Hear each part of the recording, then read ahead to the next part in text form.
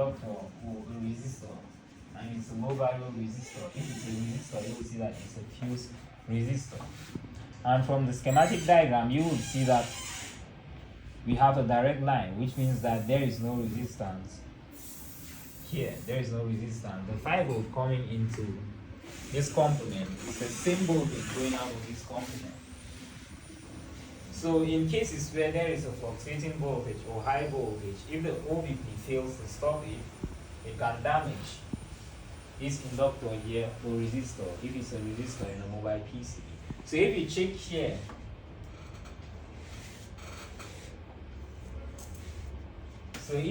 here, you should get a 5 volt. If you get a 5 volt here and you get 0 volt here, you can just link the cable will change. So once you have confirmed that okay, your 5 volt is inside the charging IC and yet the phone is not charging, that basically means that the problem is the charging IC. That basically means that the problem is from the charging IC. And there are times when you will get the output voltage. You can actually get like 4 volt in the battery connector, and the phone is charging but not showing. The type of phones when you will connect the phone and it's not showing that it's charging, but after some time you restart the phone, you will see that the percentage increased. So in those type of phones, the communication line is the problem. So either the communication line is back from the integrated charging IC, or the line from the IC to the CPU, in which you cannot see the I2C bus or the SPMI bus. Using PCB guidelines, you will have to use schematic diagrams. But in most cases, that line is okay. In most cases, the problem is from this IC. The problem is from this IC. You can see V battery here. And also, we have some phones, especially some Samsung phones, where you only get the charging voltage out of the charging IC when the battery is connected. So this means that okay, if you are troubleshooting a phone, like some Samsung phones, high-end Samsung phones, then you connect the charger, you will not get even 1 volt in the VBAT. But when you don't get 1 volt in the VBAT, you will get like 1.8 or 2 volt in some of these ID connectors, in the ID connector. So which basically means that that voltage there is the enable voltage that detects the battery when you connect the battery, and from then the charging IC enables the output that will start charging the battery. So you have to have this in mind, because there are times that okay, you might be troubleshooting a phone when the phone was not supposed to even give the charging voltage to the battery connector, except when you plug in the battery, and you might think that okay, the charging IC is bad. Always keep in mind that there are phones that if you don't connect, there are some phones that if you don't connect the battery, you will never enable the charging voltage out of the charging IC to charge the battery. And also, we have some charging problems that can be caused by the TP and the TN. DP and DN here. So these are the data lines. When you connect your phone, if these lines are damaged when you connect your phone on PC, your PC is not going to detect the phone. So in most cases, these lines are connected to diodes in a small charging circuit. So if this line is shorting with the diode to ground, the phone will have problems charging. And if you want to solve phone not detecting on PC, these are the lines that you will have to troubleshoot. If you follow the lines, you will see that they are going to the charging IC here. In some phones, they will go directly to the CPU. Because if you follow the lines, you will see that they come to the charging IC, and they also leave the charging IC to the CPU. And there are some cheap mobile phones where the GP and the GN will go directly to the CPU, not pass through the charging IC. You can only see this type of circuit in a phone that uses a big charging IC. We have smaller Android phones, which is the small charging IC, and the GP and the GN will go directly to the CPU.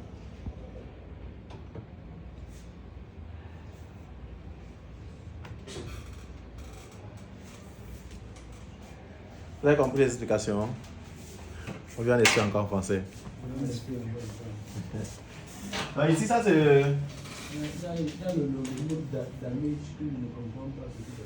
damage veut dire endommagé.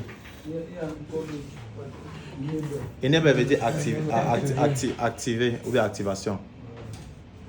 Tu comprends? Ouais, je comprends pas. Leakage veut dire quoi? Leakage veut dire consommation. Fuite de consommation. Mobile phone have a leakage, ça veut dire que le téléphone a une consommation ou bien une fuite de consommation. Oui. Il fallait poser ça depuis hier. Au fur et à mesure on avance, les mots clés là, quand tu ne comprenais pas, c'est mieux que tu dises directement, on fait ça, on sort de ça. Sinon on a l'impression qu'on a dans le flou. Il y a encore D quand même, vous comprenez. D, la lettre D. Parce qu'il y a que les gars même ne comprenaient pas le mot D, N, D, P, vous comprenez. Oui, toi, vous ne comprenez pas. Il y a encore quel mot que tu ne comprenais pas. C'était seulement le damage là. What kind of damage? What kind of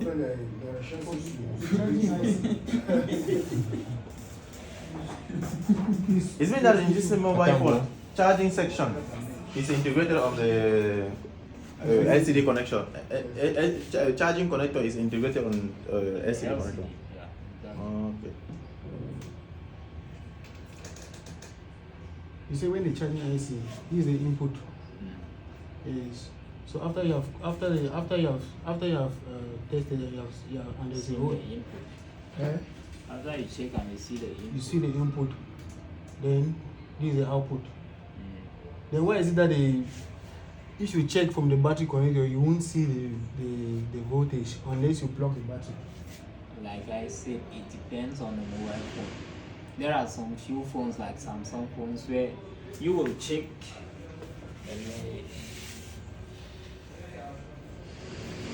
There are some. There are some Samsung phones where even if the charging circuit is working, you will get like 0 volt here, or you will get 0.5 volt in the VBAT. But here it doesn't mean that okay, the charging circuit is not working, because if you check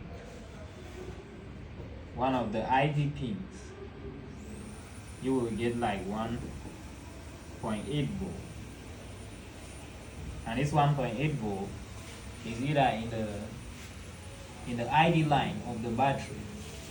So which means that as soon as you connect the battery, this same line will send an enable signal to the CPU, to the charging IC, to give out the voltage that is supposed to charge the battery. So there are some phones where you will check and you will see no voltage in the VBAT, even though the charging circuit is working.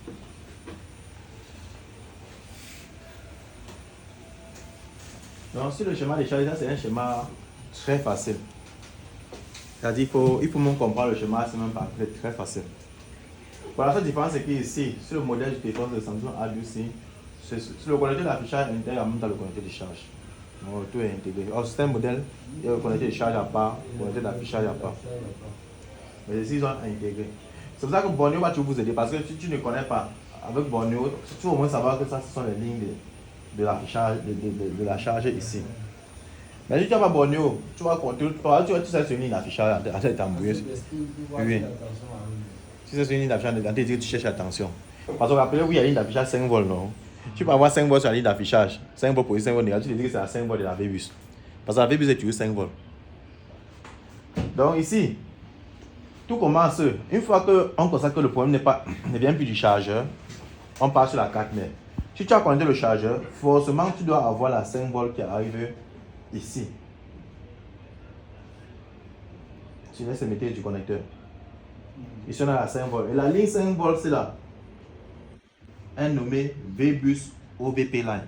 Donc VBus Over Voltage Protection. Donc c'est une ligne 5 volts automatiquement. Comme vous voyez là-bas, PP 5 volts USB. Comme sur iPhone. D'abord on a la 5 volts. La 5 volts c'est une ligne brute. La ligne OVP c'est une ligne, une tension brute, c'est pas pour contrôler. C'est pour ça qu'elle parle sur l'autre côté de la carte mère, donc sur le backside de la carte mère. Pour aller d'abord sur un petit circuit qui est juste ici. Le petit circuit ici là, c'est-à-dire voici le input qui quitte du connecteur pour aller directement sur la puce de OVP.